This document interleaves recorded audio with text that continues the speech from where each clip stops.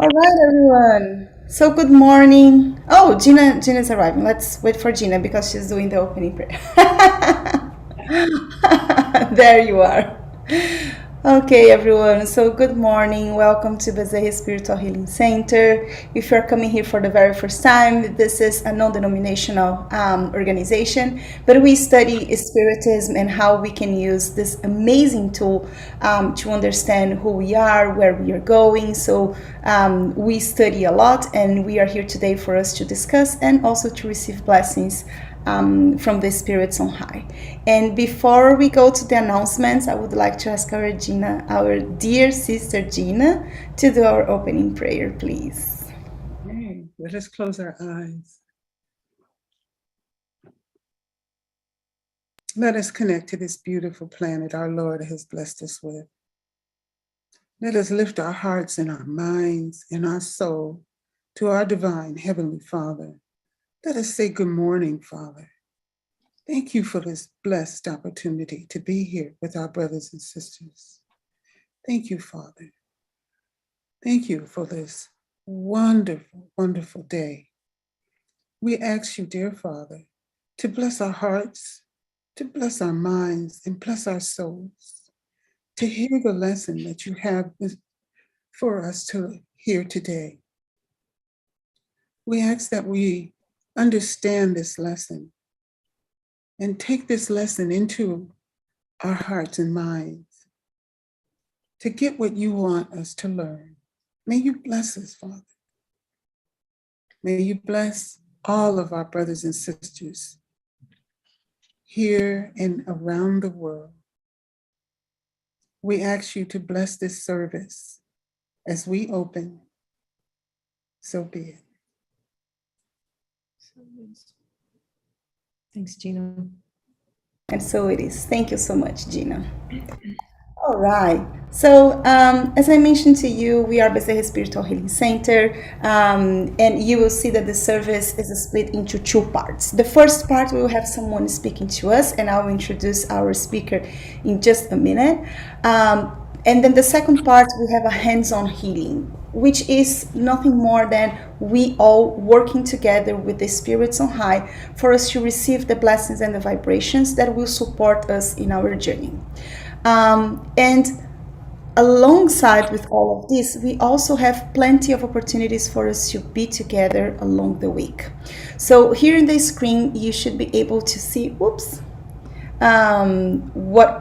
our announcement spreadsheet. So what we do is, I'm not going to go over all the details because this you can find at bshcenter.org. But I would like to highlight a couple of things and new classes.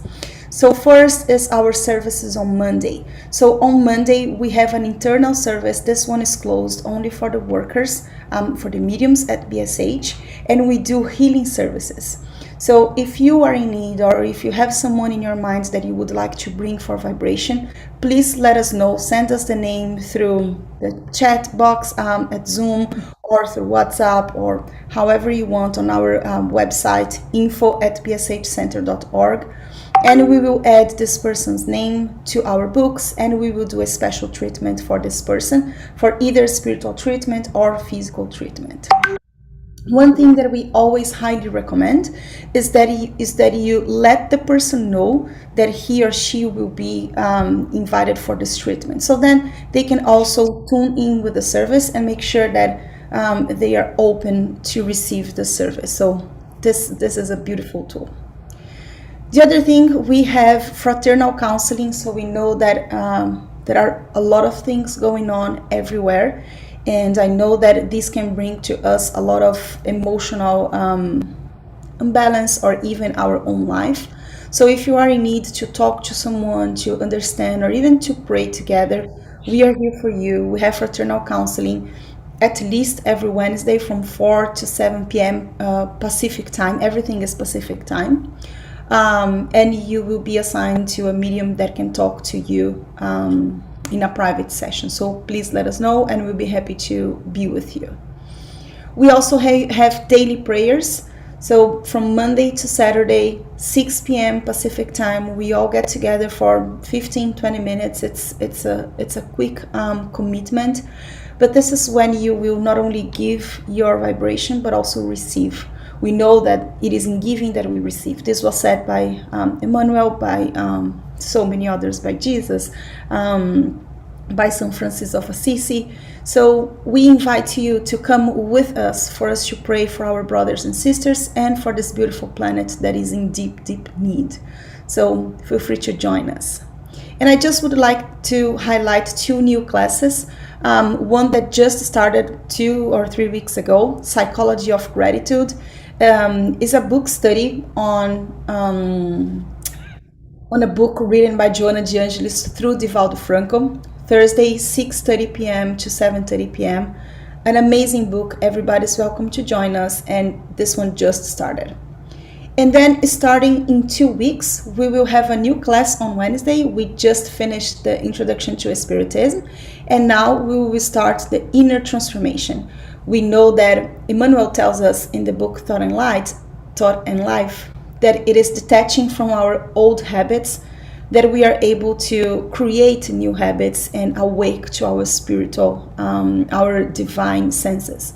So this is an amazing, beautiful course full of reflections, full of discussions that everybody is invited to come, even if you are an advanced student. So please feel free to share with your friends, and we will start this in 2 Wednesdays. And then we still have other books that we are studying on Tuesday and Sunday, so please feel free to join us. As also amazing books, Light Ahead and Workers of the Life Eternals with Divine Light. Amazing opportunities for us to always be together. Kiki, can I ask a question? Yeah. What book is that for the inner transformation? Is there a book that coincides? Or? No, it's not a book specifically. This is a material that was developed by the United States Spiritist Federation.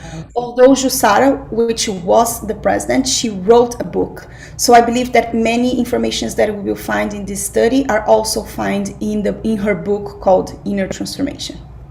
I see. Thank you. Mm-hmm. You don't need to introduce me formally, because I think we're all. Yeah, okay. Everybody, yeah, I don't think so. Okay, so Teresa today will talk to us about Blessed Are the Afflicted. Last week we had Brian talking about part 1, and then Teresa will continue in this beautiful theme. Thank you so much, sister, for being here and dedicating your time. Thank you, and I want to thank thank you. I want to thank BSH for the opportunity to study and share this with all of you. So I will go ahead and share my screen. And so, blessed are the afflicted. So as Kiki just said to us, Brian did the first part of chapter 5, and I'll be doing the last items in chapter 5, which are the Spirit's teachings.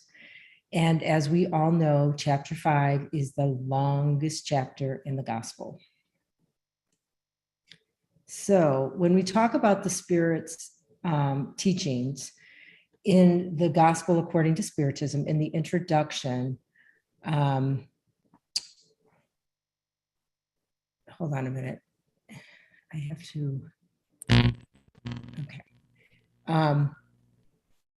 They tell us, or Kardec writes there, that the Spirit's teachings are truly voices from heaven that have come to enlighten humans and invite them to practice the gospel. And another important concept here is the one about concordance. And we know this is the way that the Spirit teachings were chosen. So Kardec would receive many responses from mediums all over the world, and pretty much the same teachings at the same time. And that's what part of the codification was. He would organize them according to the certain topics. And so these Spirit teachings that we're going to review, that's how they came about. So he didn't, of course, put all of them in the Gospel according to Spiritism, but he chose particular ones and probably the ones that were most relevant. Okay, and so the objective, and really it's the objective of the whole Spiritist doctrine, is to put the gospel within reach of everyone by explaining obscure passages and developing all their consequences with a view to applying them to the various situations of life. And this information is all in the introduction part of the Gospel according to Spiritism. So it's in the beginning of the book if you want to look at it. And so it continues. And so Kardec tells us that the Gospels can be broken down into 5 parts. You have the ordinary events in the life of Christ, the miracles, the prophecies, the words that serve for establishing the dogmas of the church, which I assume are basically the Catholic Church. And then there's the moral teachings. And these are what the Spirits teachings are based on, the moral teachings. And also in the gospel there, we are told that the moral teachings provide us with the infallible path to the happiness to come. It's a corner of the veil lifted regarding the future life. So they're giving us the information, they're giving us the directions of how we can prepare ourselves for that future happiness. And then Kardec also points out that the first 4 parts of the Gospels were very controversial. There was a lot of debate and kind of arguing, I guess. But he says that the 5th part, the moral teachings, remained intact, that they didn't get messed with. And he says, mostly, like the church and people who were involved in these controversies, they were interested in the mystical aspects of the gospel and arguing different points. And he believes it's because the moral aspect demands reform of the self, which is not always the easy part, right? And it's not the part that we're most attracted to. So, so here they are. Here are all the teachings that are the Spirit teachings. So I've just kind of listed the titles and who the Spirit was that did the specific teachings. So you can see there's a lot of them, right? And so what I was hoping to do to make this a little bit more interactive, instead of me just, kind of spewing out all these words, is to kind of make a little bit of a game out of it. So what I've done, and I hope this works, is on the blue side is to give us a little paragraph and then see what title on the white side, which number would correspond with, and to see if we can just, kind of make this a little bit more of an interactive, a little bit more fun. So if we read this first little paragraph on the blue side, it says, those who die in the flower of youth are not victims of fatalism. Rather, God deemed it useful for them not to remain on earth any longer. And so if we look over to the numbers, what title might that coincide with? And it's okay, we can make mistakes here. No one's getting Number 22. rated. Which one? 22. 22. If he had been a good man, he would have died. Yeah, that, that's talking about death as well. I think it's 21. Yes, and we're going to go with 21. So Yeah, it's the 21. loss of loved one, the premature deaths, and this is by Sanson. So, he what he reminds us with this is that nothing is done without an intelligent purpose. So we need to remember. And so we think of these children and we think, where's the justice in this? And this was something Brian talked about last week, about how reincarnation, and this falls under the law of justice. So we're all given this chance to evolve our spirits because to evolve ourselves as spirits,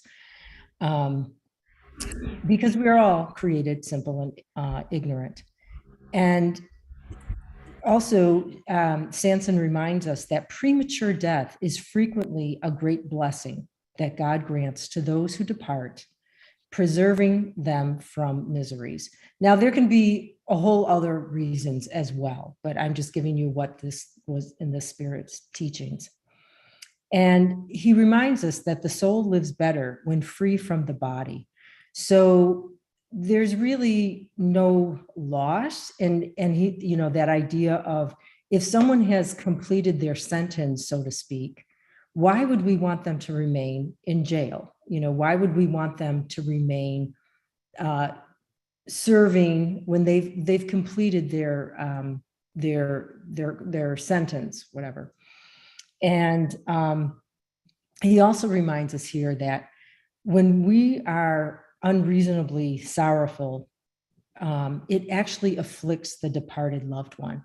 So yes, we're allowed to be sad, we're allowed to grieve, but when we fall into despair and we kind of obsessive thinking and an attachment to this departed loved one, we actually make their journey more difficult. Okay, so then let us go to the next one. They are serene because they do not create imaginary needs for themselves. So, and I know these can really fall under almost any of those titles. So, we're just making this interactive. So for 2 points, who can take a guess on this one? I would say 23. All right. Nice guess, Kiki. It is voluntary suffering. And we will remember in our study group on Monday, we read this section. And what they talk to us about, they give us an example of Fenelon, is jealousy and envy. And so this is an example. And I just want to share for those of you maybe who may not have been there, about what Tanya had received as a message, was that jealousy comes from our heart and it originates from not trusting ourselves, which I thought was very beautiful and something to add to this teaching.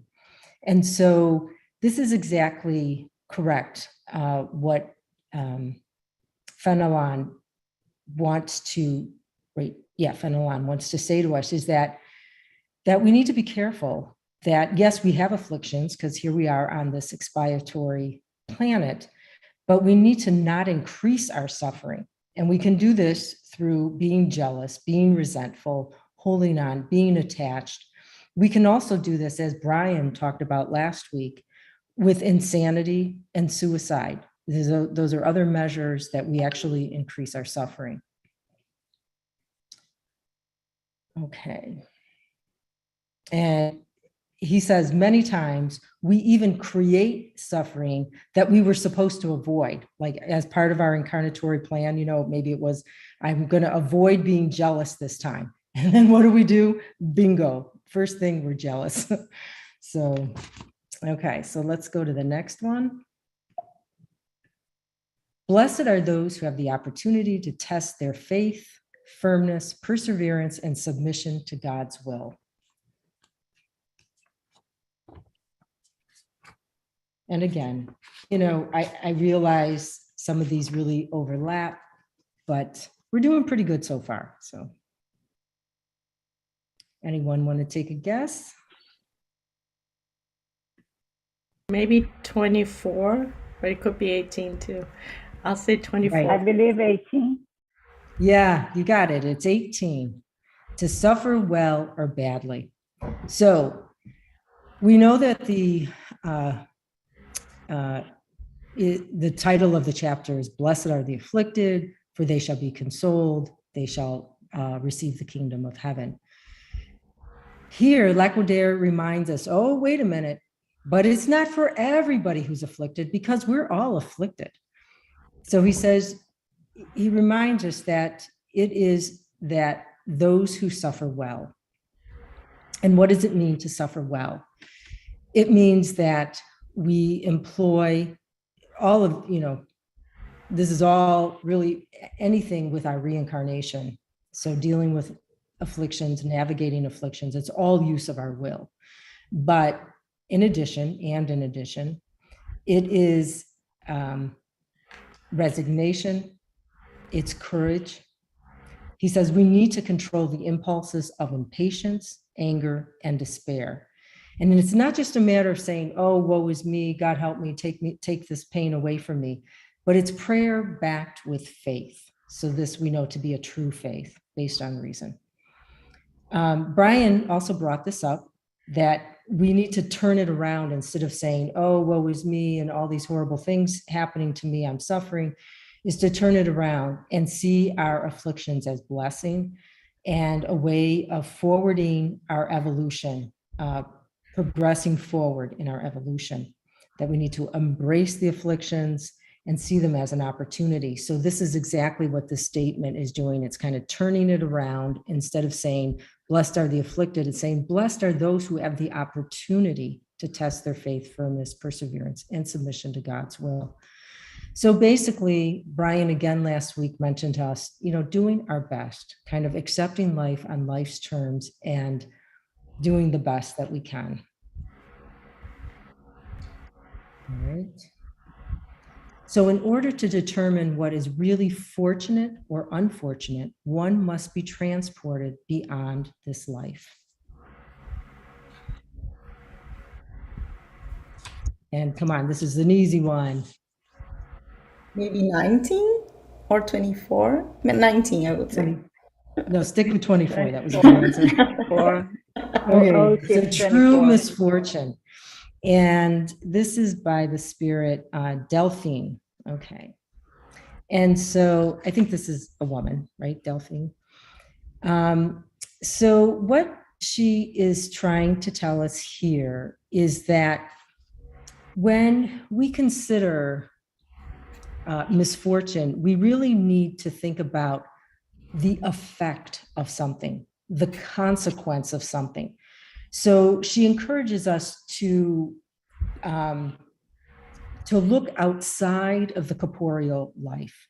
And so for an example, a car, okay? So a car is a good thing, but we need to see, what do I do with that car? And so, do I use it to help people? Am I taking care of it? Same with knowledge. Okay, I have this knowledge, but what do I do with it? And so if we only look at it from a material viewpoint, then we think, oh, I have a car. I have a nice red, shiny car, brand new. Look at me. Aren't I great? But she says, no, we need to look at the consequences of what is the effect of things. And so Brian alluded to this when he talked about, reincarnation being an opportunity, and also the idea that reincarnation is an opportunity for us to practice using our will and in a way refining our will. So we need to really focus on what are the consequences, what are the effects of whatever, basically, whether it's a thing or an action, but what are the effects? Does it help other people? All right. So then accustom yourselves not to criticize what you cannot understand and believe that God is just in all things. Many times what appears to be an evil is really a blessing. 19. 23rd, voluntary I already service. said 23, so we know it's not 23. 22. And if you had been yes, a 22 good is man, a good answer, Tanya. Good answer, yeah, Tanya. because if you had been a good man, or would have not died. No, I like that one. Okay, so that's by Fenelon again. And so they remind us, right? Fenelon's reminding us that that people who are departing have most oftentimes completed their task. So again, why would you want the prisoner to remain in prison? And I know, Tanya, we're not in a prison, but this is just an example. When they've already served their sentence. Why would you want someone to be held back? Why would you want someone to keep going to school if they've already received their diploma? They've already received their degree, right? You want people to move on. And so it's the same idea here, is that just because he's a good man, or a bad man, wouldn't we want that we're really good or bad, but to have them more time so they can complete their task, they can do what they need to do. So again, this goes back to the idea about reincarnation, that, the forgetfulness, we do not know what has happened in past life, past existences. And we need to remember that reincarnation comes out of the law of justice. So this is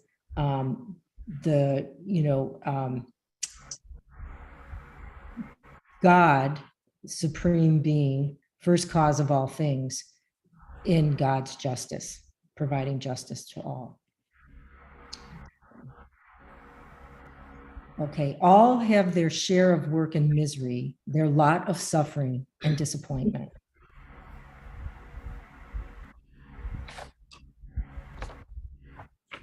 Okay, so I love this one. This is number 20 and I don't know, how do you say that? Francois, Nicolas, Madeline? Francois, Nicolas. Francois. Is that a female name? Yeah. I think it's a male name. Yeah, it must be Cardinal Morlow. Okay. Well, anyhow, so happiness is not of this world. So that connects. All have their share of work and misery, their lot of suffering and disappointment. And so in this teaching, I'm not going to even try to say that name, this spirit is reminding us that we are, happiness is not of this world. We are not going to find absolute true happiness. And we should remember that temporary assets are also not going to provide us with true absolute happiness. So he reminds us about wealth, power, youth, health, and I feel like there's one more. I feel like there's always 5, but I couldn't think of the 5th one. And he said, even if we have those together, we're still not going to experience absolute happiness. He reminds us that Earth is a place of trials and expiation. And just as Dr. Paulo reminded us on Monday, that it's less of a prison than it used to be, and that the world is transforming, and that we should let go of the idea of being prisoners, that we aren't prisoners, and we need to really let go of those old conditioning so we can bring in the new. Also, it's interesting because in Heaven and Hell, Kardec says, it's part 1, chapter 7, and I believe it's number 31. He says, item 31, that we should not look at ourselves as like slaves, but rather as sick people, that a lot of our condition has been due to the way we've been living, and that if we follow the prescription of the doctor, the recommendations by the spirits, we can in fact get well. So it just goes along with this teaching about happiness is not of this world. Now, he does say, or the spirit does go on to say that we can experience a relative happiness, and that is done through peace of mind. And it's really the only real happiness we can experience in this world. And so what does that mean? Peace of mind. It's a clear conscience. And how do we achieve that? What is something we do, or we're encouraged to do in order to have a clear conscience? Is that self-examination piece. We're encouraged to do that nightly review, to self-examine, to look at ourselves. Have we wronged anyone? This is the way that we can help to clear our conscience. And let's see. And so this also goes back to, Brian mentioned that the gospel is an unveiling of Jesus's teachings.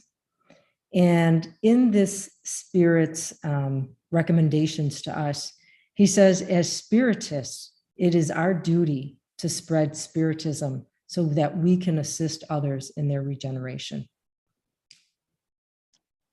Okay. And then I think this is the last one.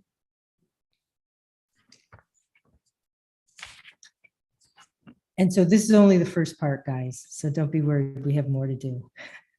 The eternal glory reserved for those who have endured their trials with faith, love, and resignation. So of course, this goes to number 19, evil and its remedy. So this St. Augustine is giving us the remedy, the recipe for navigating afflictions with faith, love, and resignation. And he reminds us that we as errant spirits, we chose, most likely all of us, because we can comfortably say that because we are at a place in our evolution that we have enough reason, enough discernment, that we are most likely playing an active role in our incarnatory plans. And so he reminds us that we chose our trials, knowing that expiation and suffering would help us in our progress. So he just reaffirms that faith is the remedy for suffering. And Brian again talked about this last week, that faith and trust was needed to overcome afflictions, and that we're being encouraged to see afflictions as opportunities to learn a lesson. It's really it's an easy thing to say, but when you have an affliction come on you, it's really tough. Because I don't know about you guys, but my first reaction is go away. How do I get rid of this?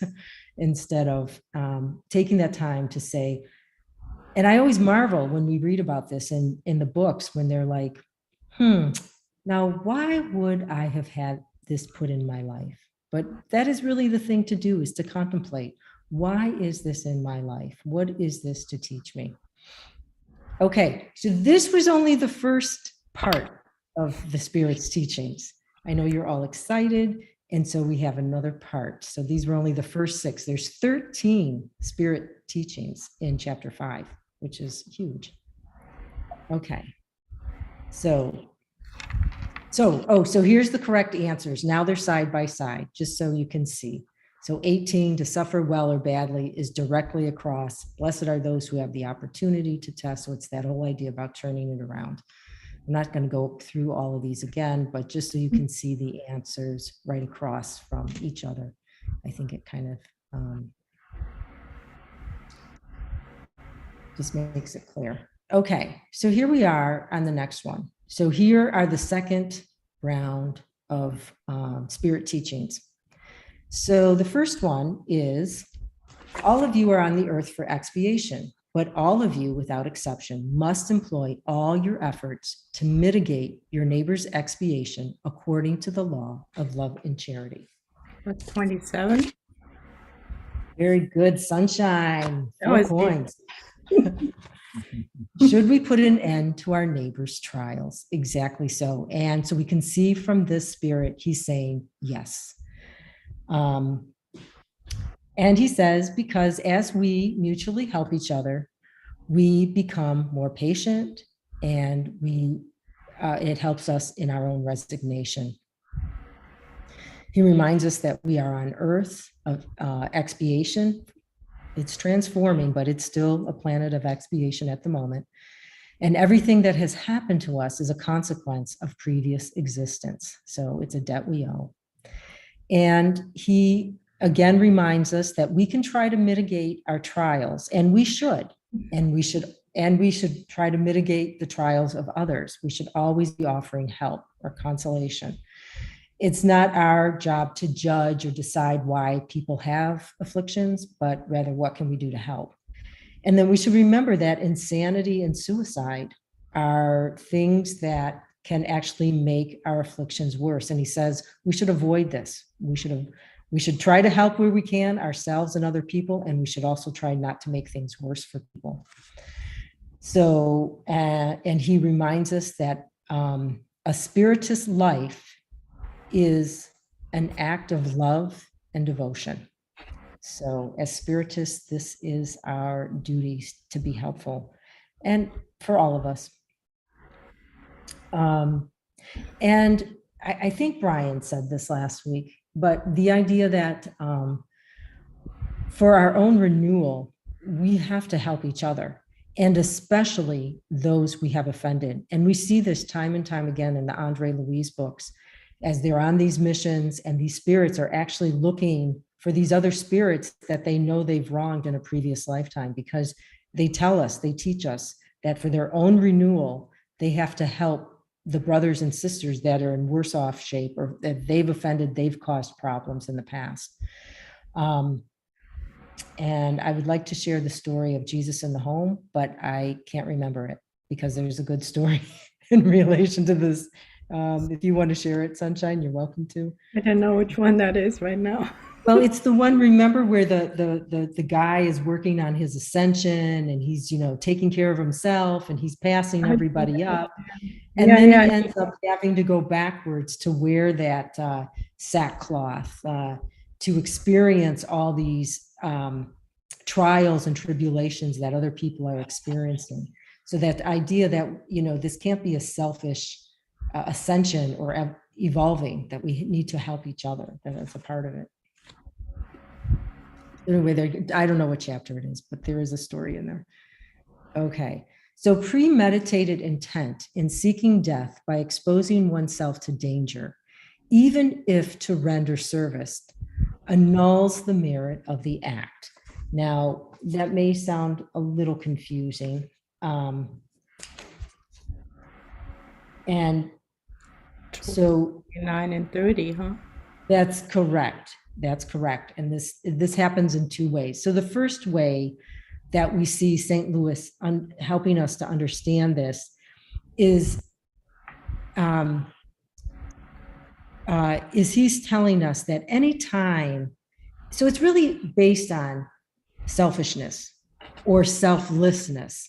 So we can use as an example someone who's on the battlefield, and they go to sacrifice their life because they want to go down in history as the man who, sacrificed his life on the battlefield. St. Louis is telling us that is considered a suicide because it's backed by his pride and selfishness. Another example, I'm going to go kill John Lennon so I can go down in history, even though I know then I'm going to get shot, or when I get to jail or whatever, they're going to kill me because they love John Lennon. Or that again is another act of suicide, because it's all selfishness. It's based on pride and vanity. So he's saying the minute we think about doing this, even though we're saying, like the guy in the battlefield, that they're doing some service. So we can also think of the suicide bombers. This would be another example where, they're doing this because they think after they die, they're going to get a dozen virgins or whatever. Then, St. Louis is telling us, no, this is considered a suicide. All right. So resist feelings that weaken your willpower. The yearnings for a better life are innate in the spirit of all humans, but do not seek them in this world. So this kind of looks like that, happiness is not of the world. But this relates to number 25, because you're talking about melancholy. Because as we know before, that reincarnation involves use of our will. And so anything that kind of takes away our will or alters it, it's not a good thing. He's saying resist feelings that weaken your willpower. So this falling into melancholy kind of disables our will. Let's see. So again, I don't know if that's a female or a man, but this spirit tells us that our spirits aspire to happiness and freedom. And he says, the spirit says, this is the reason life is so bitter for us, right? Because we're looking for happiness. We're not going to find it on this earth. We're looking to be free. We are not going to be free when our spirit is attached to the body, or we're more free when our spirit is not attached to the body. So he says, you know, you're feeling this bitterness, and this is why. And he also reminds us that, or the Spirit reminds us that we need to remember trials and sufferings are of short duration. No suffering is eternal. So again, it's just kind of, you know, looping back around to the other teachings that, you know, we planned this, we knew it was going to be good for us, that reincarnation is an opportunity to use our will. So it depends on how we're going to use it. We're also reminded, suffer well, because if you want future consolation, but if you're looking for consolation on the earth, you're looking for earthly reward, you're not going to receive it in heaven then, or in the afterlife. And then again, just this melancholy is another way that we increase our affliction, right? And they've already told us, avoid doing that. Don't increase your sufferings. All right. So here we go. This suffering might be materially and morally beneficial to someone else, materially if through labor and privations and sacrifices they impose on themselves, contribute to the material welfare of their neighbor, morally by the example they offer of their submission to God's will. 31. All right, sunshine, and sunshine leaves with like 4 points, I think, maybe 6. It is 31. So sacrificing one's own life. Wait a minute, I didn't read that right. No, making one's own suffering profitable for others. And so again, it just comes back to that. What is the intention? What is it backed? Is it backed with our ego and our vanity and pride? No good. So it really needs to be a true act of selflessness, unconditional love, true charity. And then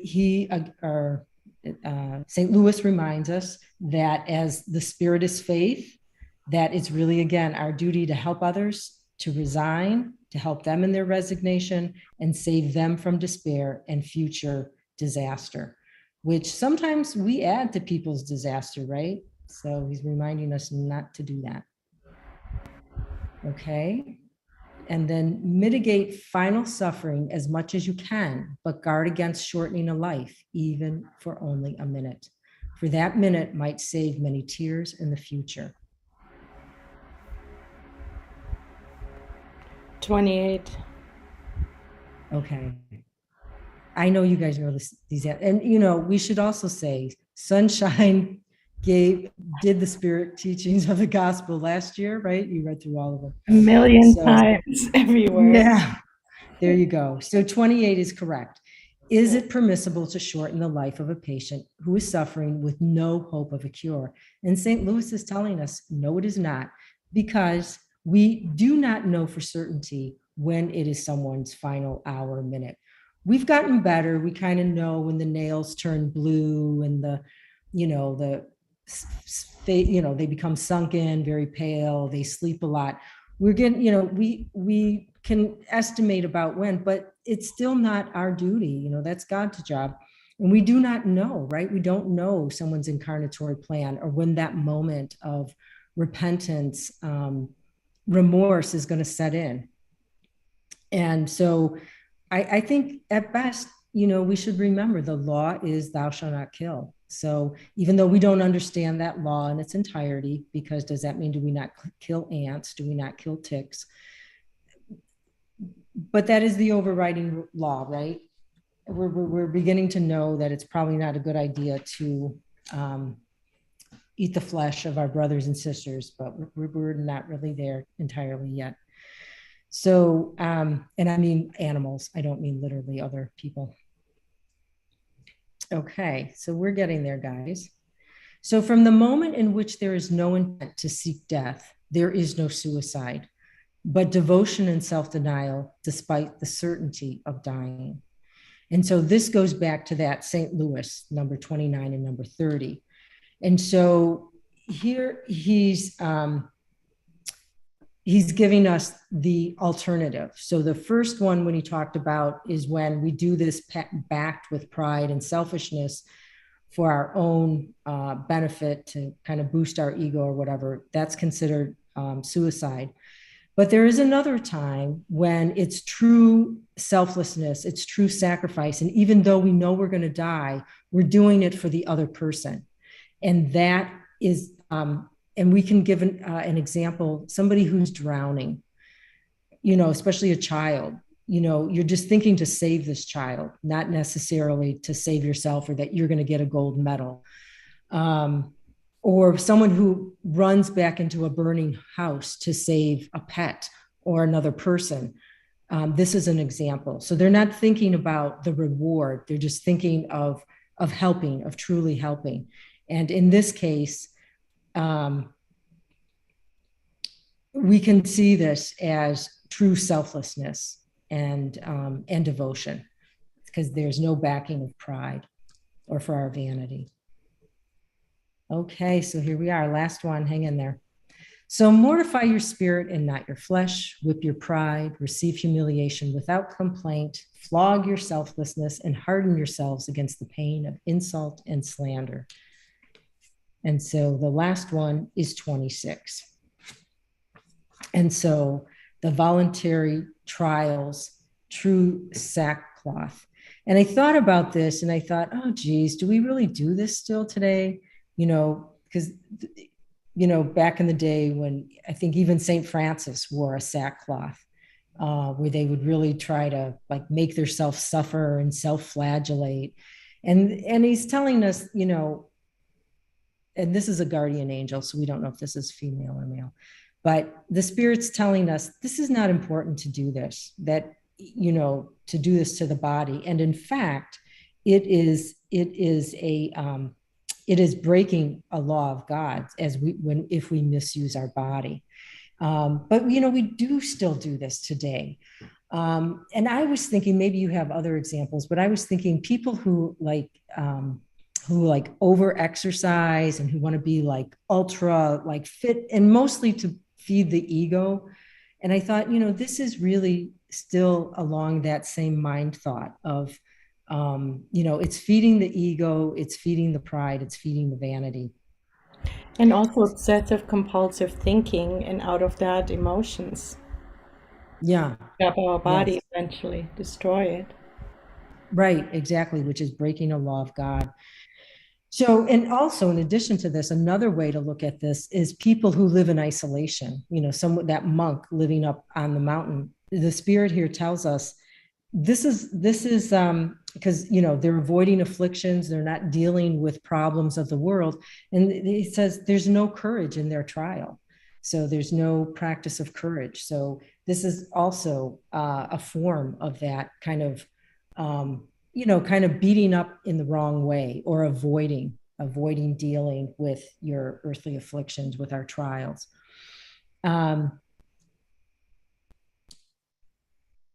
And he says, so if we're seeking suffering for merit, and mostly that's what they did back in, in that early Christian, they were wearing these sackcloths and beating up on their body. This Spirit reminds us it's really okay if we do this for others, but if we're doing this for ourselves, then he referred to this as fanaticism.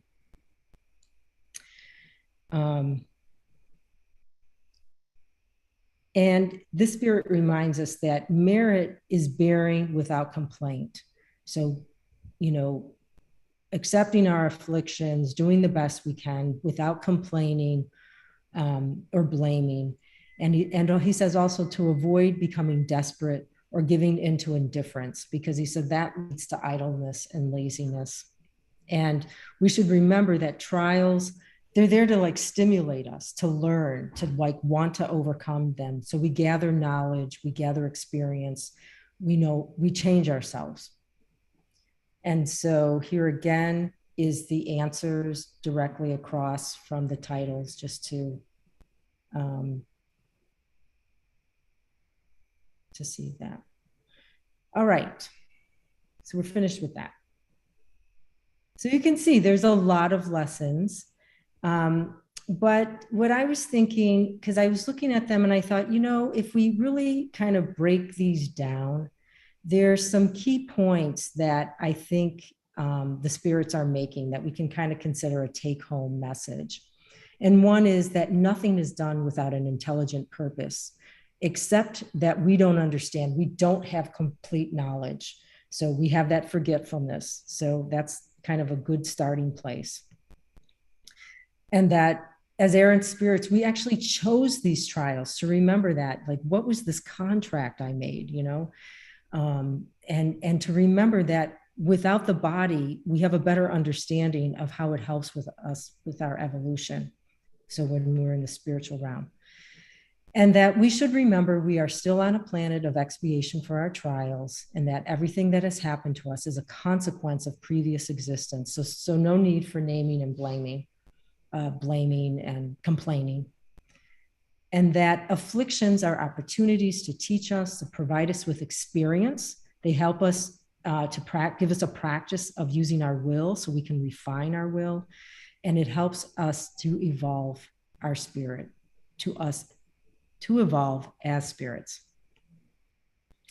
We can try to mitigate our own and others' trials. So, you know, it's not like kick back and say, oh, well, you know, this is an affliction. I probably chose it. Oh, poor me. What can I? No, they're saying, no, we should try to help ourselves. And also to remember not to make things worse for ourselves and others. And it is our duty to help others. And I think this is a good idea, that we should keep our goal on the spiritual realm, doing our best on earth without attaching materially. So we keep our sights upward, but we kind of know where our feet are on the ground. And, you know, yes, earthly life, our incarnated life is only temporary, but we are here and there's a reason why we're here. So not, you know, we can't just say, oh, it's all an illusion. You know, it's just an illusion. I'm not going to deal with it.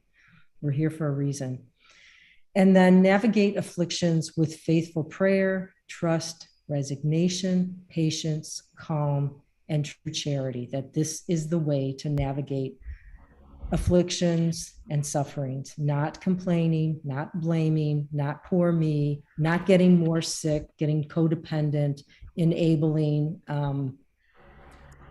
all these kind of sick things we can do to escape our own selves. Okay, and then the last one was, I think it's a good reminder that we can have a relative happiness on earth through peace of mind. And we will remember that we obtain that by having a clear conscience. And how do we get the clear conscience? Is by self-examining, is to take a look. So we can know and use our reasoning, our discernment, and understand better between right and wrong. Okay, and then I'm almost done here. I just wanted to point out some things that Kardec brings out in Heaven and Hell in terms of this blessed are the afflicted.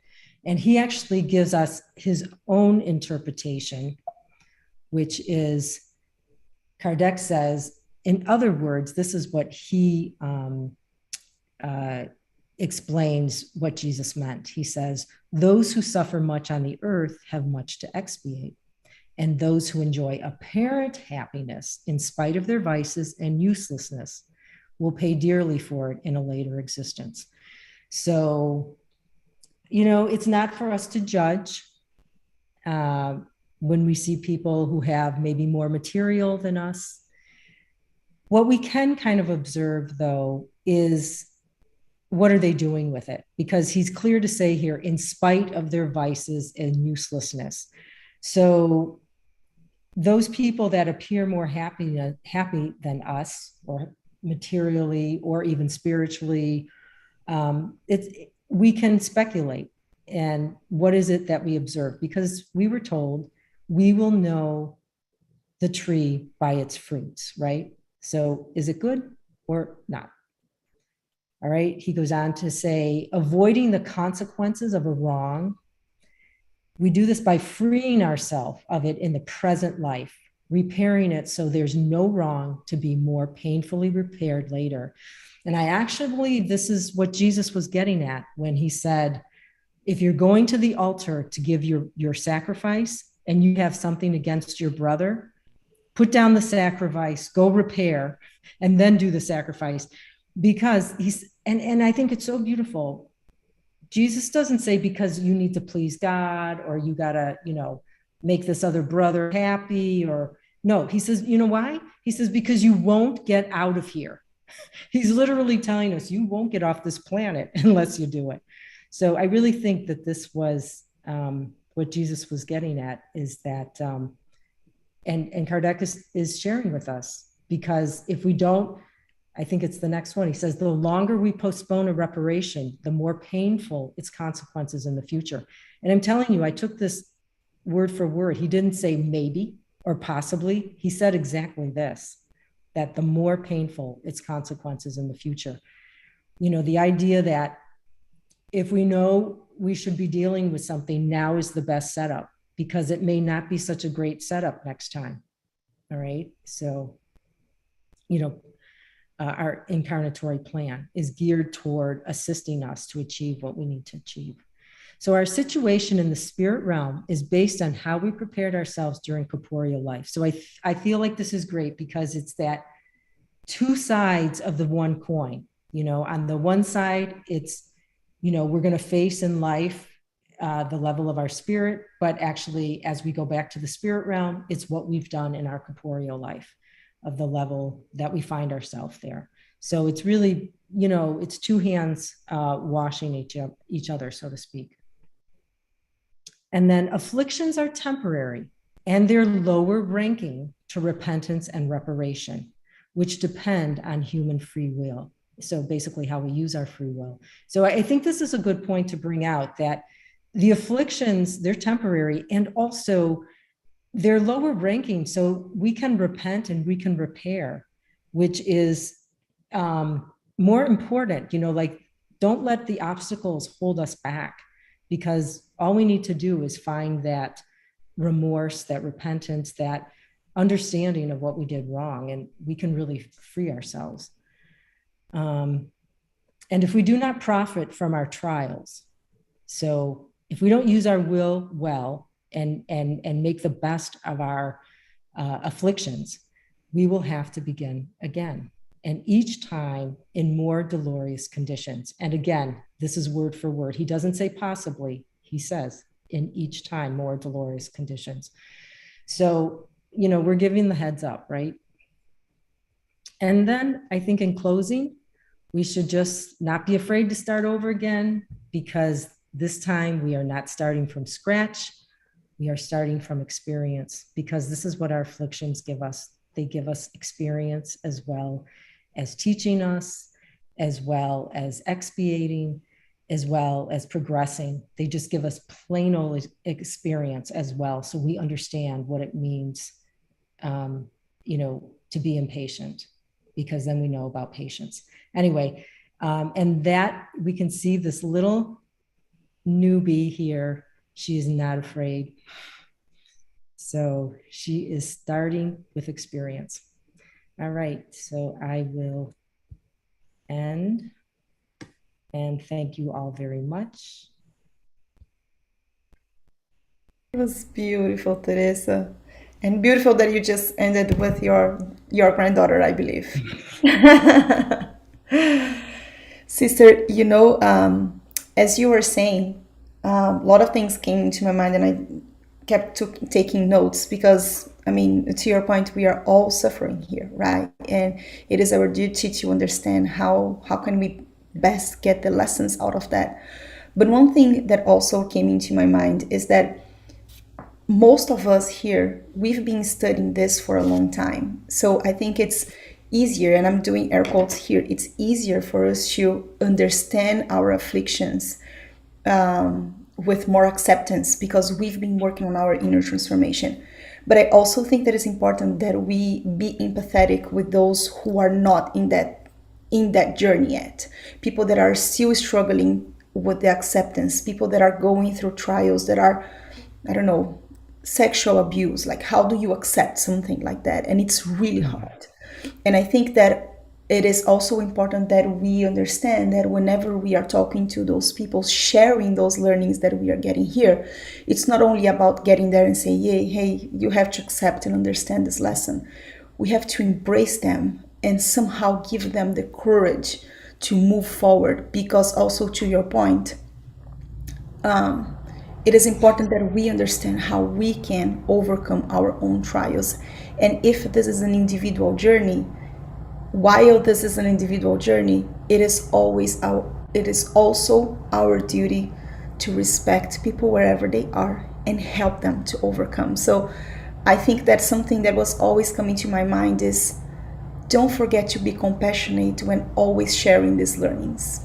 Be empathetic and kind of help to empower someone and to give them courage for them to understand these lessons. That was something that came to my mind.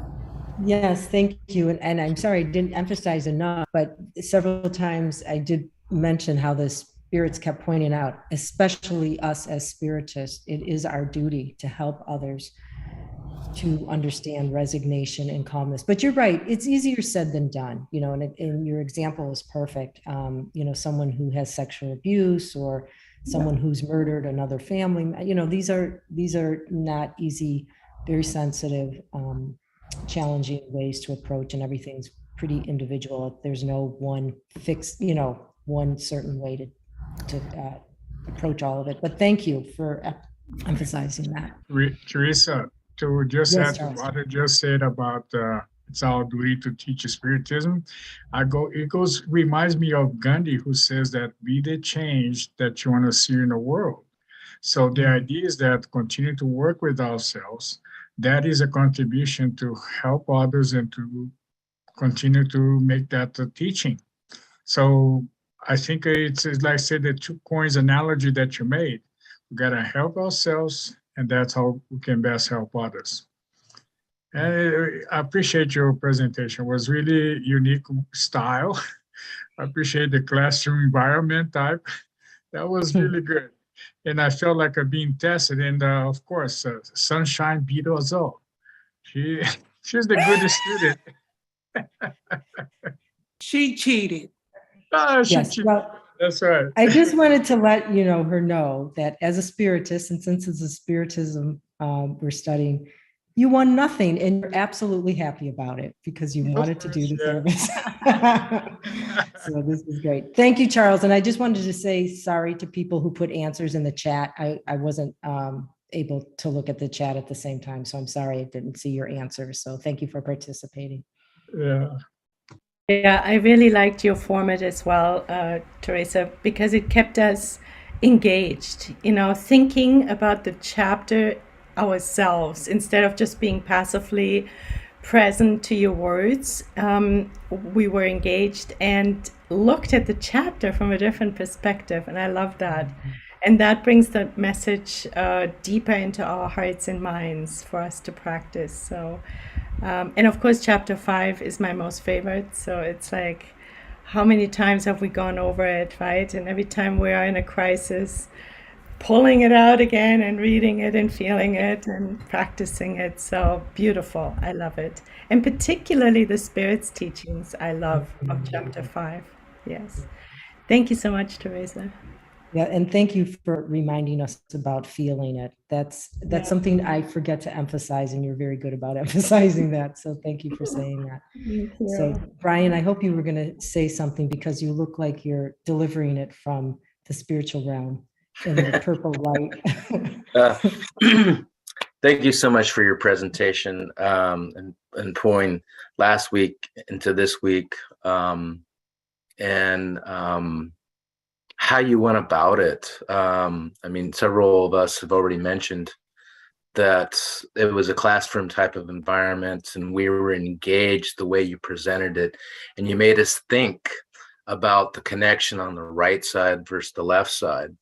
And you presented it in a way where after this presentation and after we do the healing, I want to reread the Spirit's teachings again and watch your video again, because I feel like I'm going to learn something more. Just the way you presented it, I'll have a different viewpoint. You know, Friday was a very difficult day for me. Work was busy, and then I found out the decision that was made in this country that has an impact on many lives. And I don't want to get political, but it's just, and I'm trying not to, but it all comes down to free will that a lot of people are talking about right now. And a free will of a woman to choose what she wants to do. But then in our studies, we know that there's a spirit that is coming into this world that is in the womb. And when does that spirit enter the womb? I don't know. And is abortion good? Is it free will in that situation? Pro-choice good? I don't know. But I have to put my faith and my trust in that supreme intelligence, because this has happened, and it's happened for a reason. And I have no control over it. None of us have control over it. We just have to live the moment and trust, have faith and trust in God that what is happening is for the betterment of all on this planet. And I wouldn't be able to have this viewpoint perspective if I hadn't been working with all of you in regards to Spiritism and understanding the connection of this life, the past life, the future life, and the spirit realm.